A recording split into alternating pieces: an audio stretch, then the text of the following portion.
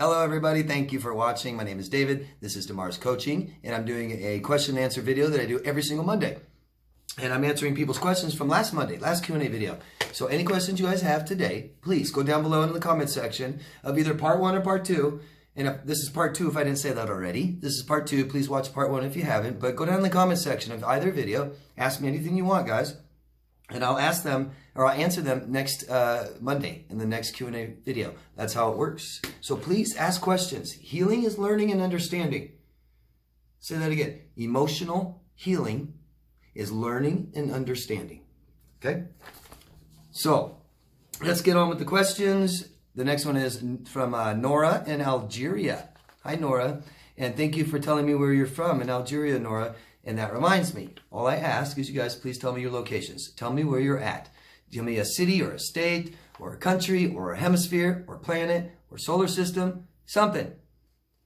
No addresses.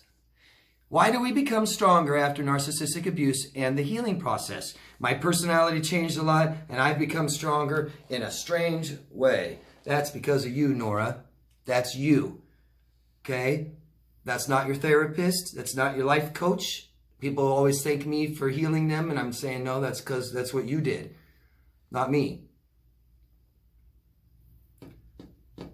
And I really, really mean that. And why have you become stronger? Your choices, your attitude. This is you. We are not, and I hope that you guys aren't, a product of just our experiences, but of our choices. Just because something bad happened to somebody doesn't mean that they're a good person. And I've seen victims of narcissistic abuse become horrible. I've seen people who have had bad traumas in, 20, 30 years ago, and they have not healed, and they're stuck in it right there. It all depends what we do. We are a product of our choices, not our experiences, and please don't let that happen. Please. Nora, you're stronger, I'm guessing, is because you've done some things for yourself. If you think about narcissistic abuse, to stay with a person who's abusing us, we compromise ourselves. Last video I was talking about, integrity and respect and trust and honesty and loyalty and these things, right? We compromise this stuff if we're going to be with someone who abuses us. Right? We compromise ourselves until we have none left of ourselves and we are ashamed. So much shame and guilt comes from this. So much. So many people can't even talk about what happened, can't even admit what happened. To the point where they don't even know what happened. So you have done things, Nora, to increase your self-worth, to say that this traumatic experience won't kill me, and it won't determine who I am. It won't make me scared. It won't make me afraid and isolate and not be a part of society and not be a responsible person and not take care of myself. You see? But Nora's done some things that make her feel stronger from this experience. And I applaud you, Nora, for whatever you did. Something good. You did something good, something for yourself. Good. You've raised your self-worth to the point where you understand that it's not okay for anybody to ever hurt you again. I hope that's what that means. That strength means. Okay? You guys, I'm not who I am because I was abused by a narcissist, and I'm not here helping you because I've been abused by a narcissist. I'm doing all this because I've healed. And I believe I can share that with you and hopefully get you there a little bit more. Yeah, we're a product of what we choose to be. We decide who we are and we decide who we're going to be. And not what people do to us and not what people say about us. Okay? Dave from New York. Can narcissists and borderlines use crying as manipulation? Absolutely. Absolutely. Look for the crocodile tears, guys. Look for someone who cries and there's no tears. Or cries and goes real quick. Crocodile tears. We can fake emotions, but if you're good at detecting these things, it's hard for people. Like a true smile. It's really hard to get those real crinked lines in a real smile, and you'll see the fake smile.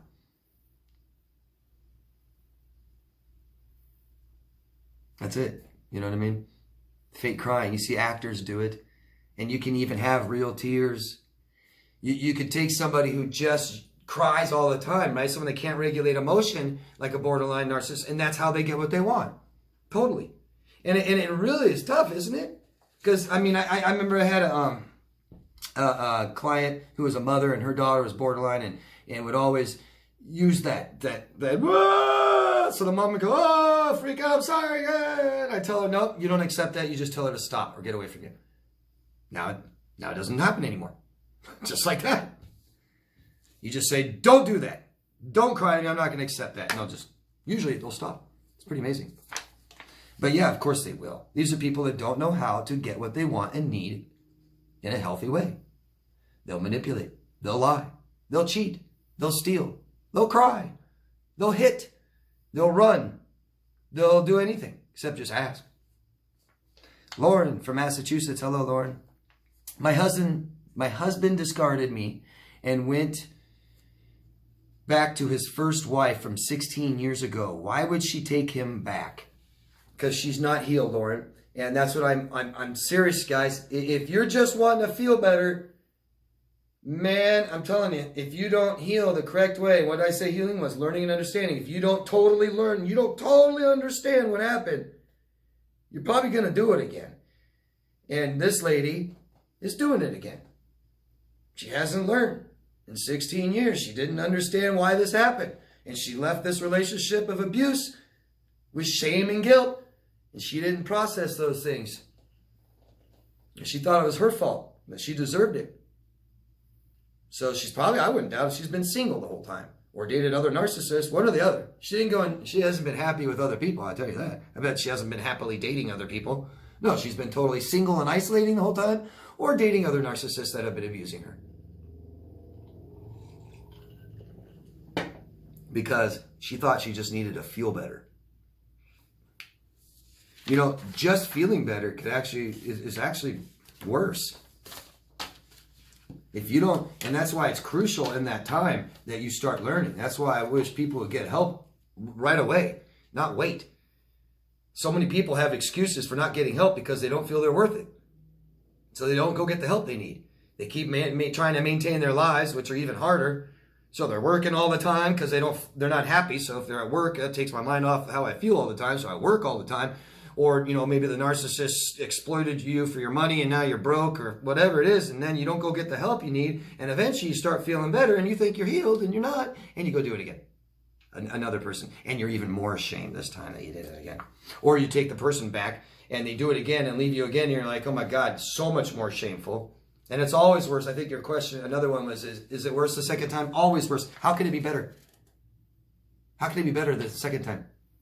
If someone abuses you and they have a personality disorder, how can it be better the second time? Why wouldn't it just be that good the first time? What would be better about it? The sex? Not the making love. Cody from Montana. Hello, Cody. Recently, an ex has been sending me nice things. Why? From a person who has repeatedly shown no empathy, no remorse, and no compassion. So, general question here, right? Why do such horrible people do good things? And that's why the good bad thing doesn't work. Doesn't work. And if you do that, you're just judging people and you're just going to end up judging yourself. It doesn't work. It doesn't work. Have compassion for yourself and other people. Stop judging, good or bad. See people as human beings that make mistakes. Just try not to get in their way when they're making big bad ones. So,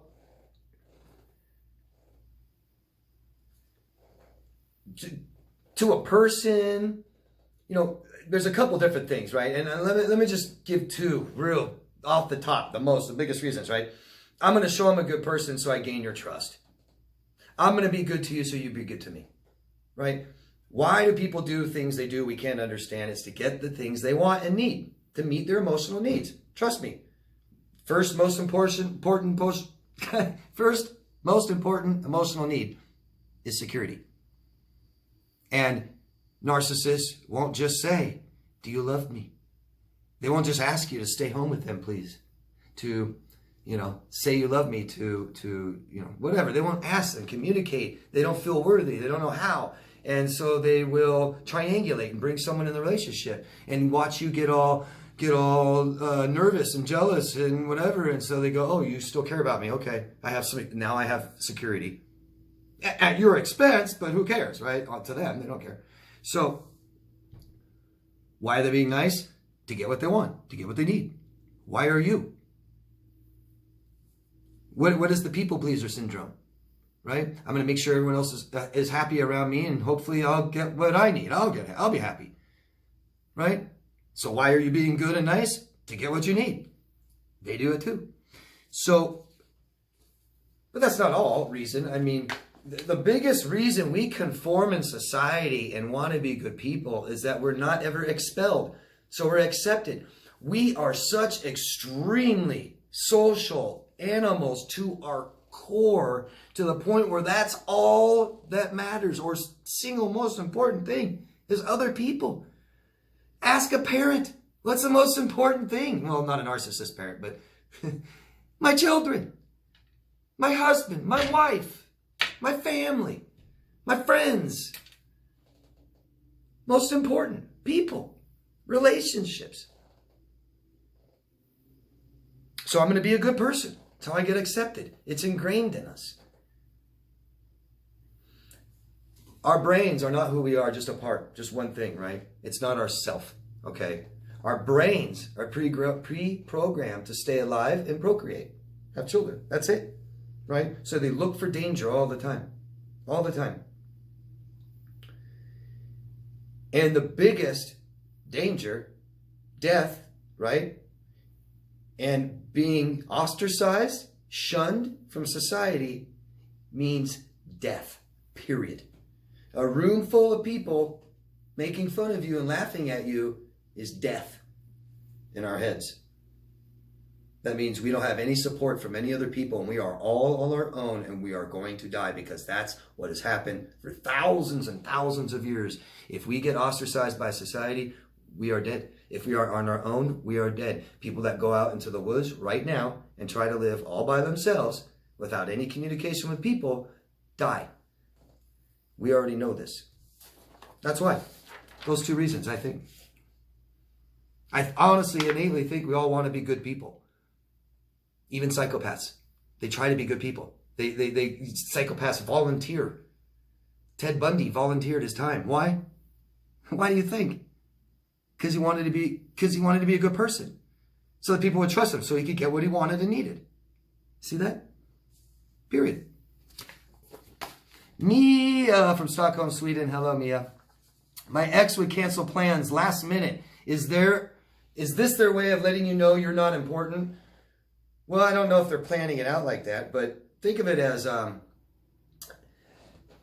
knew a narcissist that would, and this is common, I think. I knew a narcissist or a borderline, whatever they were, that would call like 3 or 4 friends or text 3 or 4 friends. I need you, I need you, I need you, I need you, right? And then whoever responded first, bam, on the phone, talk, and then anybody else, screw them. Screw them. Wouldn't you respond? Wouldn't nothing? You're like, what? You said you need me. Hello, where are you? Where are you? And I finally caught on. Like, oh, somebody else responds quicker than me. Got it. So who cares about anybody else that responded? See what I mean? So why do they cancel plans at the last minute? They can't communicate at all. They don't feel worthy enough to tell the truth. They have no respect. It's not important. Respect, integrity, things like this, it's not important to them. They may not even wanted to go with you in the first place. Didn't feel like being honest with you at the time. Who cares? Last minute, no, I don't want to go with you. See ya. They never did. Or they have you on the back burner. Hopefully they'll find other plans. Hopefully. Nope, they didn't. No, I'll go out with you. No, I did find a new plan. No, screw you. Last minute. Who knows, Mia? Who knows? And those are some examples I gave that I imagine occur, right? Those are some reasons I think that are legit reasons. I don't think they're legitimate. Narcissists would think those are legitimate ways to treat people, right? Yeah. I never wanted to go out with you in the first place. I don't respect you enough to tell you now. I'll never tell you. Who cares? I found someone better. And that doesn't mean better. It means whatever better is to them, whatever they value. Sex, age, money, looks. I don't know. Right? Just some examples I could come up with. Yeah. Don't allow people to do that to you more than once. 2018 music. Could you speak a little bit about the aging narcissist and how they behave? Well, I mean, they don't all do the same thing and turn out the same way and all that, think the same way and all that. So you're going to have people with narcissistic personality disorder, because that's what we're talking about, right? We're talking about narcissists, not narcissistic people, right? They're all on that spectrum. We're talking about people with the diagnosis. And what happens as they usually get older and realize that a lot of this is about, we are so controlled by hormones, aren't we? Our behaviors and our choices and stuff. So it's harder to regulate emotions when we're younger. People with personality disorders, typically, it's even harder for them to regulate emotions, and which can be so ruled by hormones. And they are eventually, hormones calm down, testosterone lowers, estrogen lowers, oxytocin, all these things that make them be able to regulate emotion a little better. Some narcissists, that's a typical thing with all human beings, is we typically are able to regulate our emotions as we get older, and our hormones succeed a little bit. We don't need all that testosterone, right? And so we become a little bit more mellow, things like this. Narcissists might find some ways to get the things they need without hurting people. So they might abuse less. They might not be so scared, maybe a little more comfortable in life, so they don't react so bad, make bad decisions. Some can get extremely worse. Try to realize that people with personality disorders almost always have other disorders. Not necessarily personality disorders, but they can also have other personality disorders. But it's so common that they'll have addiction disorders and eating disorders or mood disorders or other mental health problems. And any of these things that aren't taken care of can get worse. Can get worse and worse. What does it look like in behavior? Unstable, erratic, right? Massive impulsivity, right? Okay, lights just up. But yeah, massive impulsivity, right? So doing things that aren't normally what they do, odd behaviors that aren't typical of them, hurting themselves more, hurting people more. But it could go either way. It really can. And it doesn't necessarily mean that they're cured either. It just means like they're able to regulate their emotions, which is just a part of who they are. Hope that makes sense. Thank you for asking. TK from Pennsylvania. Hello. How does one deal with the cycles? Jesus. How does one deal with the cycles of an on and off relationship and wanting to go back? And you went in this big, huge thing about how you don't want to be with this person. You do well away from them for a little while, and then eventually you get that thought in your head and you want to go back to them, but then you kill it and then you don't, and then some time goes by and it just keeps repeating, and you're wondering like when's this going to break and how do I deal with this, right? So I think this is another good example, it sounds like to me, and correct me if I'm wrong, TKs, I'm just suggesting, and it may not be true with you, but this sounds more typical, like I'm just trying to feel better, but I'm not healing. I'm not really doing the things that life coaches and therapists and psychologists and psychiatrists would tell me to do if I was seeing one. Are you seeing one? And if you are they helping you? Maybe you need to see a different one or someone else along with them. Or maybe it's time to finally go see one. If you haven't, God, I strongly recommend it, TK. I'm so glad that you're not giving into this. For some reason, you're not. But if this keeps happening, get help. Get help, please. Please, we need to be held accountable for what we do decide to do. And we need to be really understand what's going on with our thoughts, with our body, with our feelings, our emotions. We need to be very cognitively aware and clear of what we want and need. All too often, I hear you guys and see you guys say, yeah, I never want to be with them again, but I love them so much. And it's like, that's impossible. What do you love about people what do you love about someone if you never want to see them again? You just love a part of them and hate the others? It's the whole enchilada, baby. Isn't it? Right? Why do nice people, or why do bad people do nice things? We just answered, right? I'm telling you, the good and bad, nice, it doesn't matter. It doesn't matter. Find out what people morally value, and they should show it with their actions. And when people make mistakes, we forgive them if we want to, but we never, ever allow them to do it again, to hurt us if it's hurting us, right? Hope that makes sense. Thank you. These lights are killing me. There. Ooh, finally. Nessa from the United Kingdom. Hello, Nessa.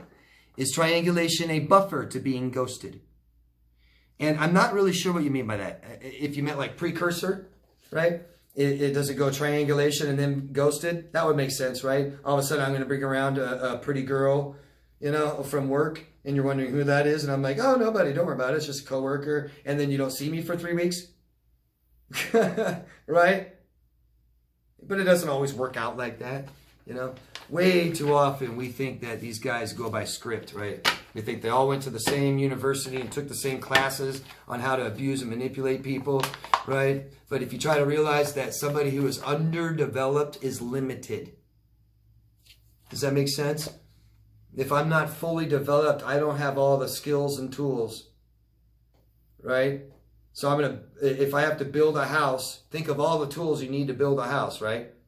You need these tools to build a house, okay? But I only have this many tools. And I'm still going to build that house. What's that house going to look like? You have to have these to build a house. But I'm going to build the house anyways with just these. What's it going to look like? Not good. Right? Not good. Not good at all. Not safe. Not secure. Not happy. Not pretty. Yeah. But yeah, it sure seems like that, doesn't it, Nessa? I mean, that would make sense. Triangulate, like I said, introduce somebody new to the relationship and then disappear for a while with them. Yeah. Horrible, horrible stuff. Such awful stuff. And I'm sorry you guys have experienced all this, and I'm sorry it's been so fresh. Make it longer and longer and longer away. Okay?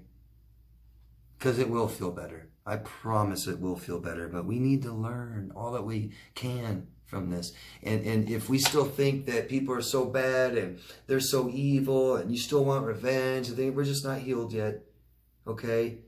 And that's why you're saying, God, am I ever going to get better? You're just not healed yet. But we do. We all heal. You just need to do stuff. If you're plateauing and you're not getting better and you can't honestly tell that you're getting any better, do something else. Don't just isolate. Don't just get drunk. Don't just, do all these great workout things all, but you're by yourself really and you're not seeing a therapist if you really need to get this stuff out. Okay? Thank you, everybody. That's the end of them. That's the end of part 2. Thank you, all of you.